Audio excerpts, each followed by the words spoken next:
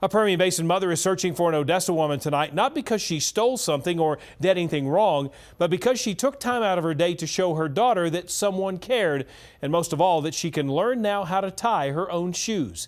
CBS 7's Lauren Landman caught up with the family this afternoon and joins us now with that story. Lauren? Jay, a good deed should never go unnoticed, especially when it brings such an amazing smile to a little girl's face. Now this girl's mother wants to give a proper thank you to the woman in this picture and turns to us to find out who she is. You just do one little loop. Tying your shoes for most of us is an everyday task. You hold, then you let go of this, and then you pull that. It's something that we take for granted, but when you're only 6, it's one of the more difficult things you have to do. We've been working for about a year to tie our shoes, and the two of us were just not meshing. I could not figure out how to teach her how.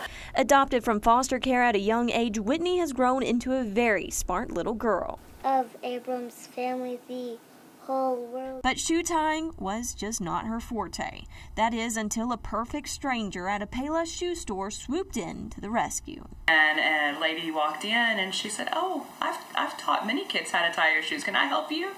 She climbed down in the middle of the floor in Payless. People were having to walk around her. She didn't care. Laid in the middle of the floor and taught Whitney how to tie her shoes. With the woman's help, it only took 15 minutes for Whitney to learn how to tie her shoes. All she saw was a little girl that needed a hug and needed some love, and she acted on that, and so I'd just like to tell her thank you.